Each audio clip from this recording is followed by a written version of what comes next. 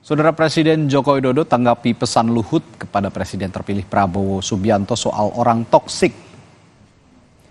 Jokowi pun membenarkan pesan Luhut kepada Prabowo soal orang toksik. Kendati demikian, Jokowi enggan menjawab siapa sosok yang dianggap toksik oleh Luhut itu. Jokowi hanya bilang, tanyakan kepada Luhut soal orang toksik itu. Sebelumnya Menko Marves Luhut Binsar Panjaitan menyampaikan pesan kepada Prabowo agar tidak membawa orang toksik ke kabinetnya. Hadirin disilahkan duduk kembali.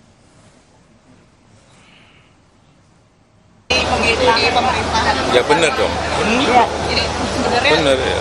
Benar. arahnya kemana Pak? Hah? Ya ditanyakan kepada yang menyampaikan. Tanyakan ke Pak Luhut. Seperti apa melihat Indonesia yang sekarang? Menurut Ketua Umum Projo Budi Aristiadi, pesan Luhut kepada Prabowo soal orang toksik itu adalah nasihat yang bagus. Bahkan Budi menilai orang toksik itu adalah orang yang anti rakyat. Menurut Budi, hal itu bisa dilihat dari kebijakan yang tidak memihak pada rakyat.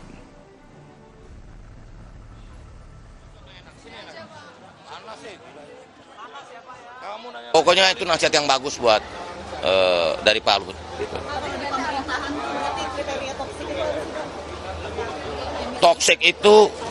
Toksik itu yang anti rakyat, versi Projo. Toksik itu yang anti rakyat. Pokoknya yang, karena kita kan setia di garis rakyat. Kalau setia di garis rakyat apa artinya? Harus pro rakyat.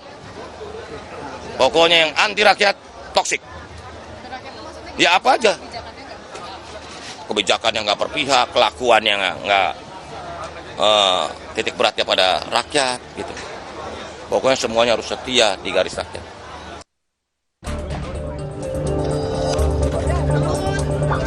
Menteri Koordinator Bidang Kemaritiman dan Investasi Luhut Binsar Panjaitan menyampaikan pesan kepada Presiden terpilih Prabowo Subianto agar tidak membawa orang toksik di kabinetnya.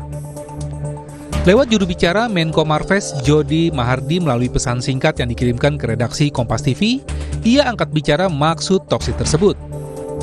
Jody menyatakan, Luhut hanya beri pesan kepada Presiden terpilih Prabowo Subianto untuk tidak bawa orang toksik ke pemerintahannya agar tidak menghambat kinerja kabinet Prabowo.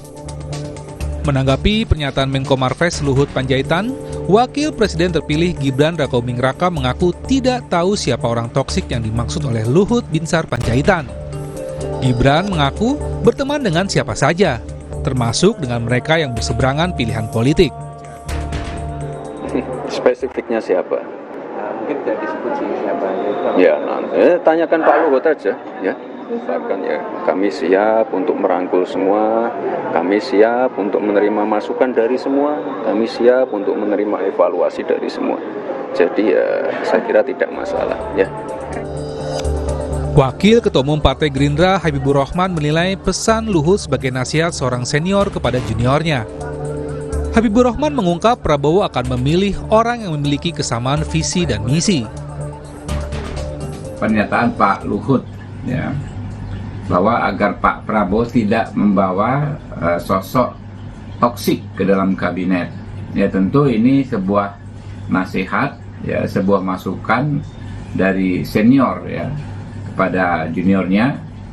Ya memang Pak Luhut ya punya pengalaman 10 tahun di kabinet ya.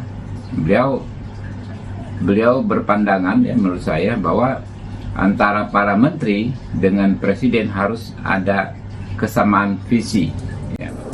Direktur Lingkar Madani Ray Rangkuti menyebut pesan Luhut kepada Prabowo soal tidak membawa orang toksik ke kabinetnya merupakan sebuah usulan. Menurut Ray, Luhut tidak terlibat dalam konteks kemenangan Prabowo di Pilpres.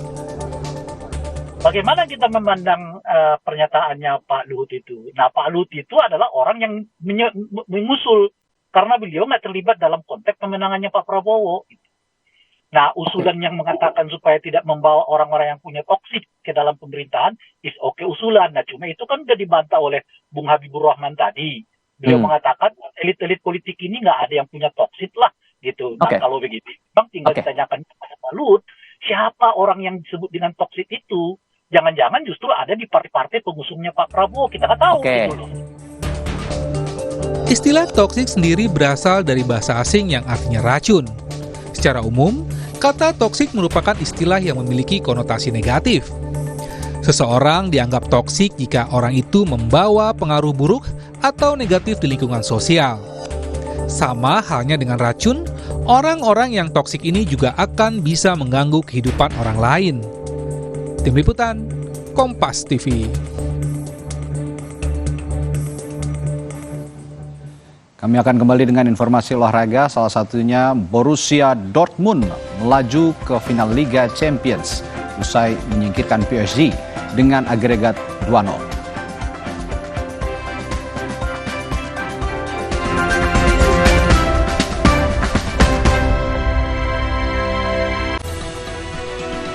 Menanti waktu rehat di siang hari dengan sejumlah informasi. Jenazah anggota polisi yang tewas diduga bunuh diri di Mampang, Jakarta Selatan dimakamkan di kampung halamannya di Manado, Sulawesi Utara. Mengikuti sumber berita yang selalu menginspirasi. Dengan jalannya operasi pencarian korban longsor yang satu jenazah yang Kompas Siang, setiap hari pukul 11 siang live di Kompas TV.